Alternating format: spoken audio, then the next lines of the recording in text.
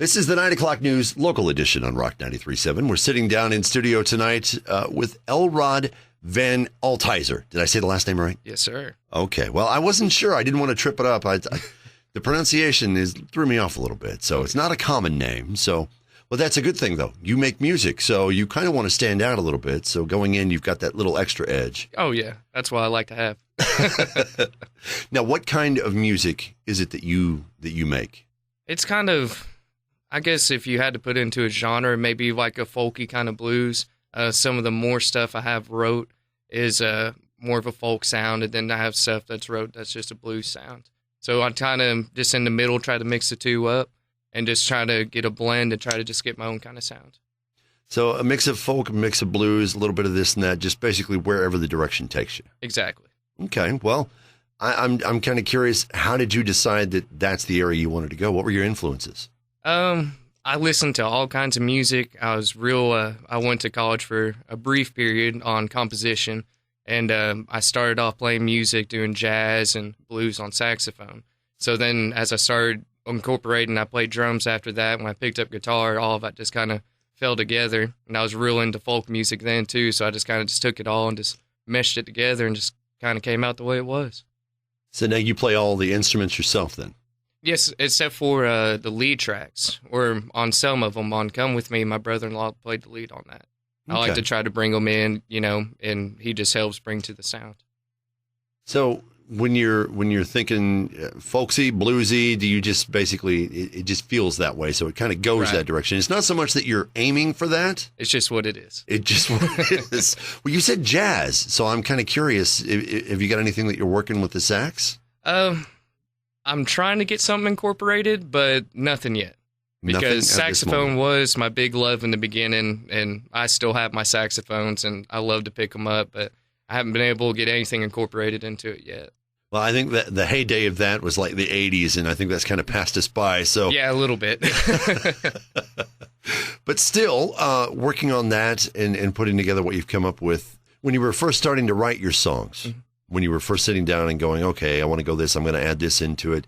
Did you start writing for one instrument in particular, or was it just, let's throw a bunch together and see what I can get? Mainly it was the first, what most people first steps are, just had the guitar and just started picking out my chord progressions, writing, just putting it together.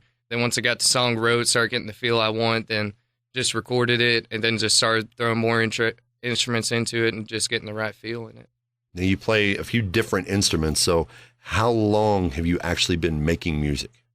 My own music? Mm-hmm. I've been playing for about 6 years now. Ever since I actually taught myself how to play guitar, I learned just a few simple chord progressions. Actually, first song I learned was Johnny Cash, Folsom Prison Blues, and I kind of got the first bluesy chords progression, and then I just kind of went from there to start figuring it out. You can't go wrong with a little Cash. Oh, I'm no. I'm going to say, it's always good. I don't care what kind of music you're into. If you're not into the Man in Black just a little bit, that's, you got to be. Of course, that's my opinion. Everyone else's mileage may vary. So I think he does, but that's, again, our opinion. So, oh, yeah.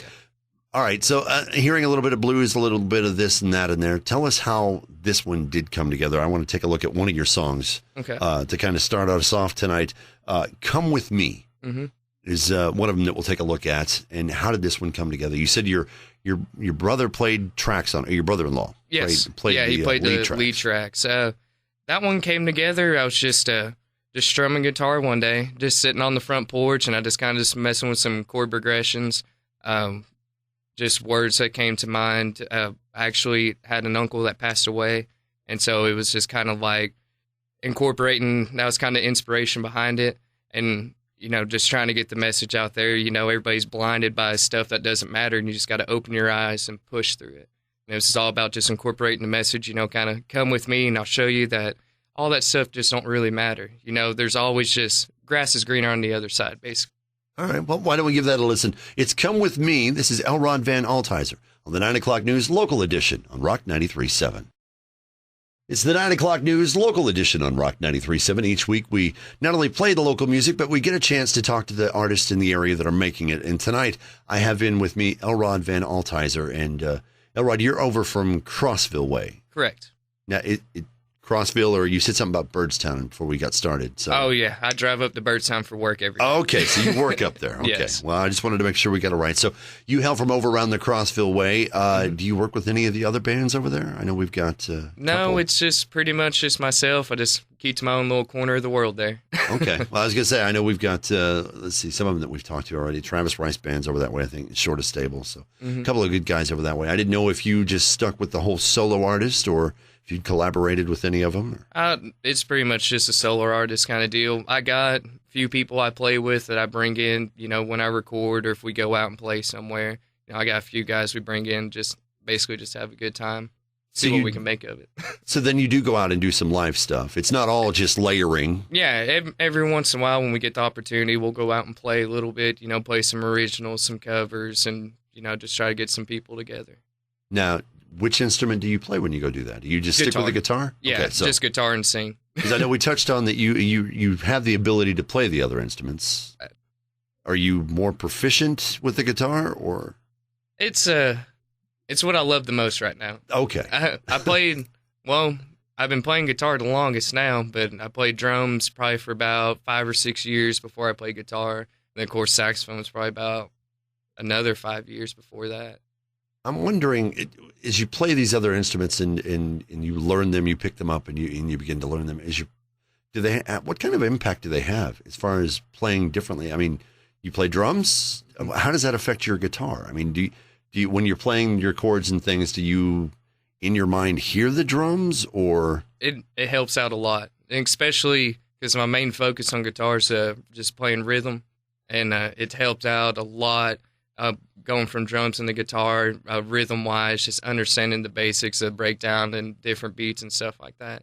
But yes, when I play, I can hear drum beats in my head, and then I'm always just thinking ahead on what's going to be next, like drum-wise, if I want to layer in drum tracks and all that. Nice. Okay. So we've got guys that we tap. We go out and do shows. How often do you get out to do shows? Not as often as I'd like.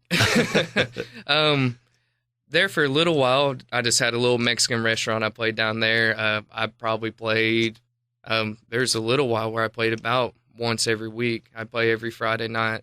But then the owner switched hands and that kind of died away. Since then, I might get to play once or twice every couple months or so.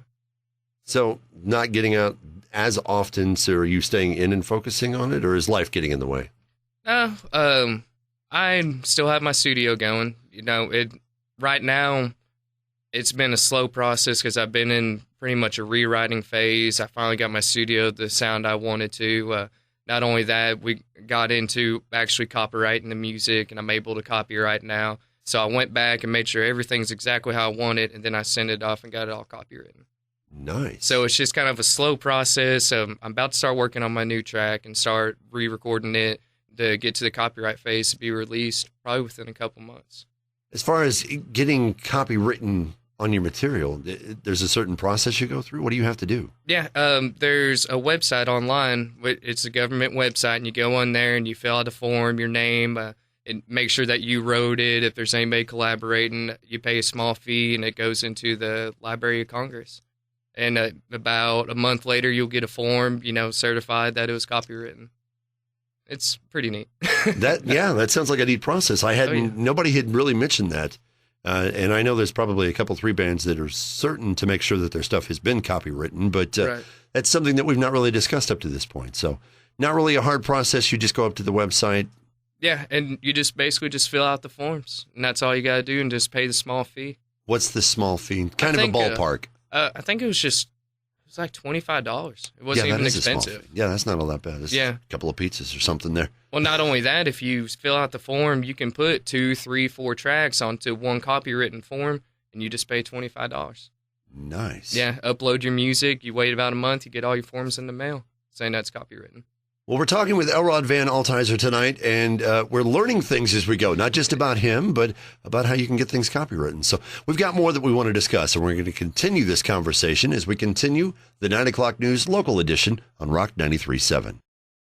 It's the 9 o'clock news local edition on Rock 93.7. This week's in-studio guest, Elrod Van Altizer. Elrod and I have been discussing making music, what he goes through to do it. He's got his own studio. You built it yourself, or? Yeah. Oh, it's in the house. Basically, I took a room. I said, "This is mine," and kind of started building my studio from there, equipment wise.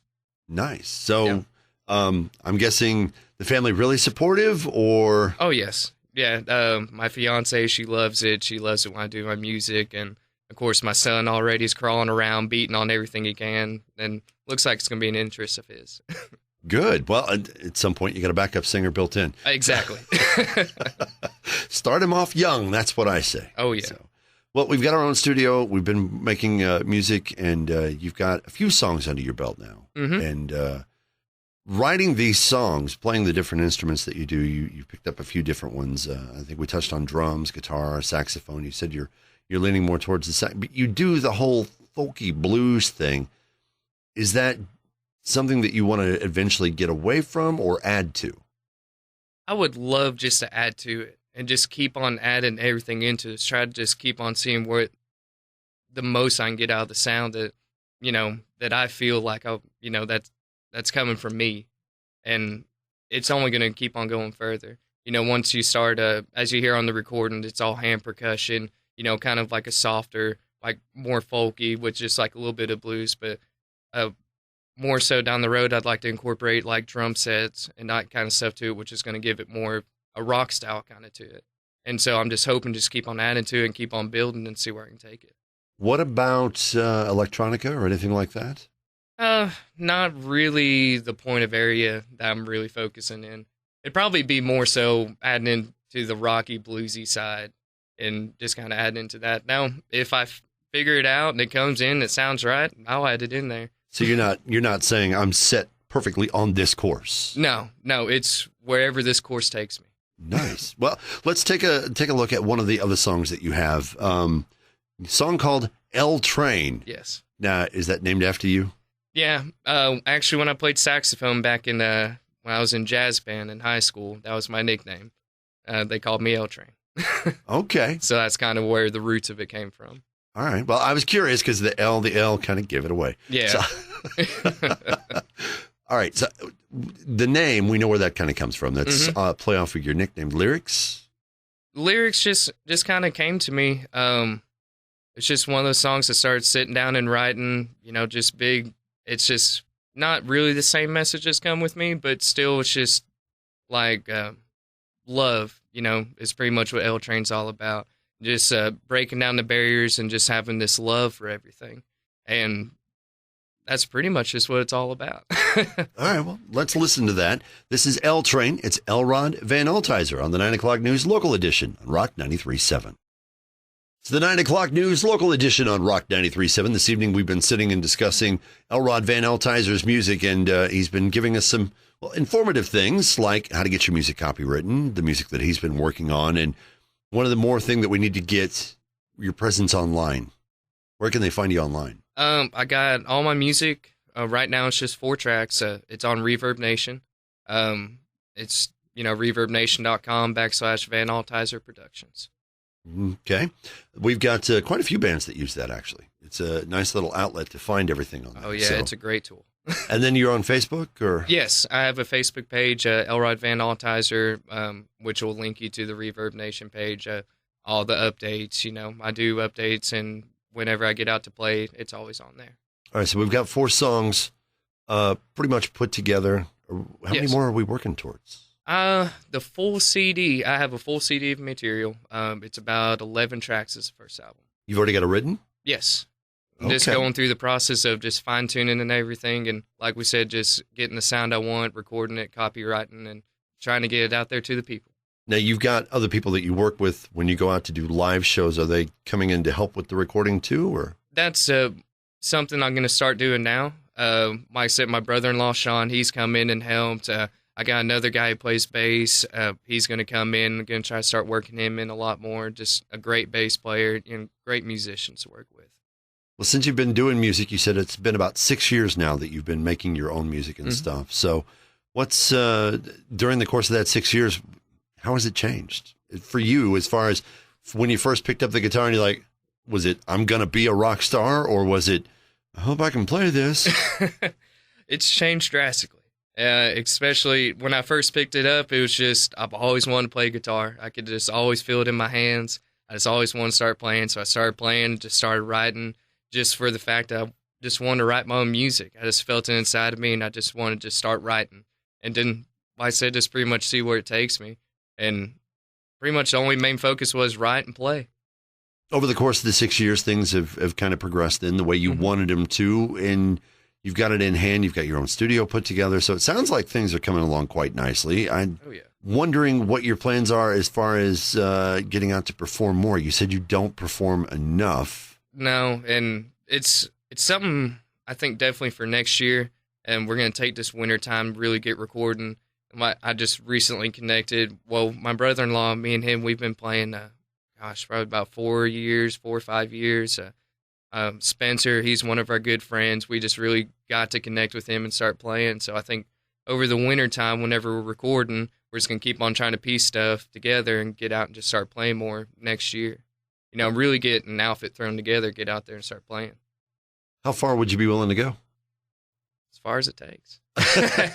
No, probably Knoxville, Cookeville, probably venture out to Nashville. I got, a few connections up there. All right. Well, he's got plans. He's going to be heading out. He's going to be doing things. And you've got 4 songs together already. You've got more, and I'm sure you'll put those up at Reverb Nation too. And then they can follow you said, at Facebook as well. Tell them again where at on Reverb Nation. ReverbNation.com/Van Altizer Productions, and on Facebook, Elrod Van Altizer. There you go. Mr. Van Altizer. Thank you, sir, for coming in to talk with us tonight. I really have enjoyed the conversation, and I actually learned a couple of things. It's always good to learn something new, so even at my age. But thank you for spending time with us this evening. We appreciate it. This has been the 9 o'clock news, local edition on Rock 93.7.